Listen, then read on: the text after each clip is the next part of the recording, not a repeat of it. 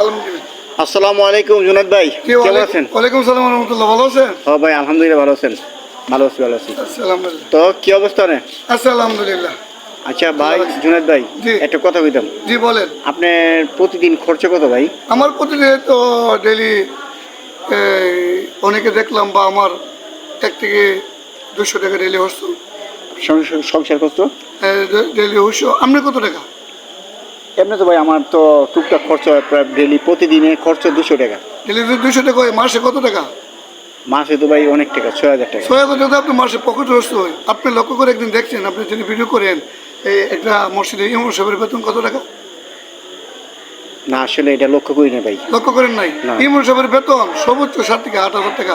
আপনি বলেন, আপনি যদি ডেলি 200 টাকা করে মাসে 6000 টাকা আপনি হরসদা, তাহলে একটা ইমাম সাহেবের বেতন 6 থেকে 7000 বা সর্বোচ্চ 8000, সে কীভাবে চলতে পারে? এটা একদিন লক্ষ্য করছেন?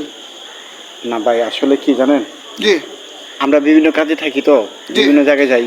না আমি যে প্রশ্নটা করছি এটা কি গুরুত্ব না অগুরুত্ব? না এটা গুরুত্বপূর্ণ। এটা যদি গুরুত্ব হয়, একটা মানুষের পকেটে হচ্ছে ডেলি 200 টাকা মাসে 6000, আর একটা ইমাম সাহেব আমরা দেখলাম 7000 8000 টাকা, সর্বোচ্চ 9 থেকে 10,000 টাকা আপনার বেতন দেই।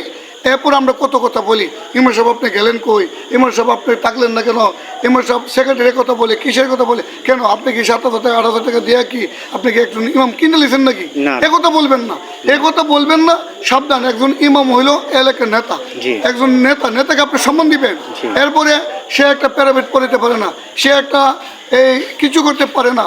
একজন ইমাম সপ্তাহে আপনার 8000 টাকা বেতন দেন না, ইমাম সাহেব আপনি গেলেন কোথায়? আর জানে আমি হইলো মসজিদের ইমাম হইলো, আপনারা দেখলাম অনেক চাপ সৃষ্টি করেন। একজন আলেমকে পাঞ্জাবি লেগে সর্বোচ্চ সম্মান দিবেন, তাকে আদর করবেন, ইজ্জত করবেন। এবং অনেকে বলে মাদ্রাসায় ছাত্র দিলে এবং সন্তানকে দিলে তারা মোল্লা হইয়া হুজুর হইয়া বাদ পাইবে না। আরে আমরা এই একটা কথা লক্ষ্য করে দেখি না কখনো কোন বিষয়টা, একজন আলেম যেগুলা ফালাই দেয় এগুলো আমরা হাইতে পাই না, আর আমরা আলেমদের বিরুদ্ধে করি।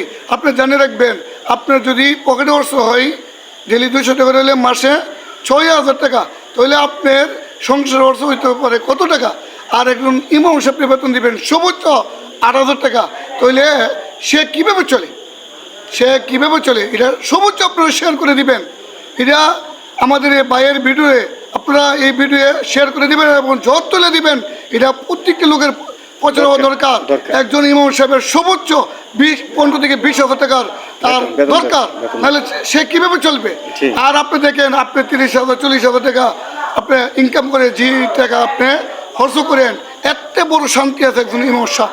ইমাম সাহেবের যা খা আপনি তা খান না, ইমাম সাহেবের যা পিনতে রেবাসে এবং এমপি মোদি পিনতে পারে না। আল্লাহ তাআলা আমাদেরকে প্রত্যেকটি কমিটিকে এবং আপনার যোগ্যতাওয়ালা বানিয়ে দেখ। যদি যোগ্যতাওয়ালা আপনি না থাকে, যোগ্যতা না থাকে, একজন মসজিদের কিসের আপনি কীভাবে হবেন? মসজিদের সেক্রেটারি আপনি কীভাবে হবেন? একজন ইমাম সাহেবকে আপনি সম্মান দিতে জানেন না? 4 মাস 5 মাস আমি দেখলাম, 4 মাস 5 মাস একজনের ইমাম সাহেবের এই বেতন জমে থাকে। আমি এক জায়গায় দেখলাম, বিজয়নগরে এক জায়গায় গেলাম গত কয়েকদিন আগে এক দাওয়াতে, একটা ইমাম সাহেবের ঘর আমাদের পাকঘরেতে বলো, একজন ইমাম সাহেবের রুম এরকম। তো আপনারা একটা বিল্ডিং করতে পারেন, একজন ইমাম সাহেবের রুমটা আপনারা ঠিক করতে পারেন না? এগুলো প্রচার করে দিবেন, এগুলো আপনারা সকলে কানে পৌঁছাই দিবেন। আপনি যদি একজন ইমাম সাহেবের রাখার যোগ্যতা না হয়, আপনি কে বলছে আপনি সেক্রেটারি এবার সভাপতি এবার? হ্যাঁ, আপনি একজন ইমাম সাহেবের বেতন দিতে পারেন না? আপনি এই একজন নবী ইমাম সাহেব হইল নবীর ওয়ারিশ, একজন ইমাম সাহেবকে ইজ্জত করবেন। সর্বোচ্চ আপনার 15,000 থেকে 20,000 টাকা বেতন দেওয়া উচিত। আপনি দেখেন একজন ইমাম সাহেব কীভাবে চলে। আবার একজন দাওয়াতে গেলে মজা করেন, হুজুরে গরু খানা, বইস খানা, হুজুরে আলু খানা, এগুলো নিয়ে মজা করেন। এগুলো বলার আপনাকে কেউ অধিকার দিচ্ছে? আলেমদের সম্মান একমাত্র দিয়েছেন আল্লাহ তাআলা, পাঞ্জাবি বলার সম্মান দিয়েছেন একমাত্র আল্লাহ তাআলা। এই ভিডিওটাকে শেয়ার করে দিবেন। আল্লাহ তাআলা আমাদের সকলকে সঠিক পথে চলার তৌফিক দান করো। এবং সকলের জন্য আমি জুনায়েদ ভাই দোয়া করি, দোয়া চাই। আসসালামু আলাইকুম ওয়া রাহমাতুল্লাহি ওয়া বারাকাতুহু।